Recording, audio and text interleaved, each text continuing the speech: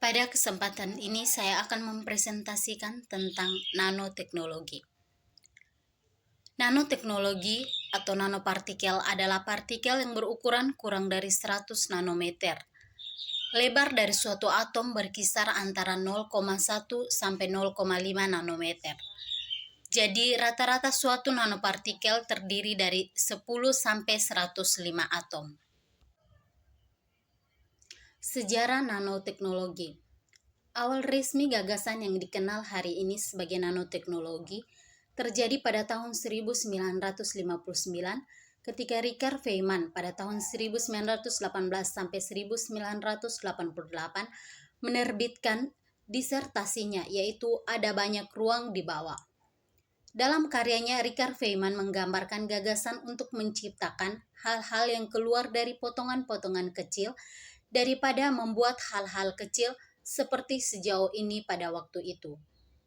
Ide utamanya adalah untuk struktur atom seperti yang berguna meskipun ia tidak pernah menggunakan kata nanoteknologi. Istilah nanoteknologi didirikan oleh Norio Taniguchi pada tahun 1974. Dia mewakili gagasan bahwa teknologi baru ini adalah beberapa jenis teknologi produksi dengan presisi tinggi, ekstrim dalam dimensi kecil. Pada tahun 1985, molekul karbon pertama padat disebut fullerenes di mana ditemukan. Pada tahun 1991, fullerenes pertama diproduksi secara buatan. Karena presisi tinggi yang diperlukan dan potongan-potongan kecil yang harus terstruktur, alat-alat bantu harus diciptakan. Gerbining dan Heinrich Roher mampu menghadapi tantangan ini dan menemukan terowongan mikroskop pemindaian pada tahun 1981. Oleh karena itu, mereka memperoleh penghargaan Nobel dalam fisika pada tahun 1980. Adapun jenis-jenis nanoteknologi. Bahan berstruktur nano atau nanostruktur terdiri dari unsur-unsur yang strukturnya kontinu. Lebih besar dari satu dimensi berada dalam skala nano, lebih kecil dari 100 nanometer, bukan struktur dari satu atom atau molekul. Objek nano terdiri dari nanopartikel, nanofiber, nanoplate, nanorod, nanowire, nanotube, dan nanoherbal. Nanokomposit yaitu bahan matriks yang ditambahkan dengan objek nano. Nanofabrikasi, direct, atom by atom, dan self-assembly atau perakitan molekul secara mandiri. Karakteristik nanoteknologi. Nanomaterial merupakan material yang mempunyai ukuran dalam skala nanometer, yaitu berkisar antara 1 sampai 100 nanometer. Banyak orang tertarik dengan nanomaterial karena dengan ukuran nano, sifat material lebih menguntungkan daripada ukuran besar. Rekayasa material nanopartikel pada dasarnya adalah rekayasa pengendalian ukuran, bentuk, dan morfologi, serta penataan material pada ukuran nanometer yang akan menentukan karakteristik nanopartikel hasil sintesis. Karakteristik material dapat menjadi berbeda setelah menjadi nanomaterial. Dalam hal ini ada dua alasan, yaitu yang pertama, nanomaterial memiliki surface area yang besar daripada material awalnya. Hal ini dapat meningkatkan reaktivitas kimia dan meningkatkan kekuatan sifat elektronik. Yang kedua, efek kuantum yang mendominasi bahan dari nanoscale, terutama pada pengaruh optik dan sifat magnetik material. Ada 4 golongan nanomaterial. Yang pertama 0 dimensi, 1 dimensi, 2 dimensi, dan 3 dimensi. Jenis-jenis nano. Yang pertama, nanotube adalah material berbentuk silinder dengan ketebalan kulit silinder kurang dari 100 nanometer. Material nano ini dapat memiliki kapasitas penghantaran listrik hingga 1 miliar amps per sentimeter persegi. sedangkan sifat mekaniknya mencapai 20 kali lebih kuat dari sifat mekanik baja alloy yang berkualitas tinggi.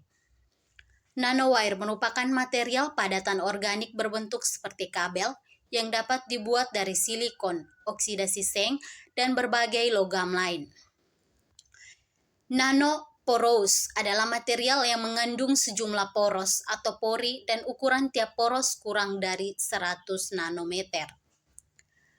Nanokristal semikonduktor atau nanopartikel atau dikenal juga dengan nanodot atau quantum dots merupakan material semikonduktor berukuran nanometer.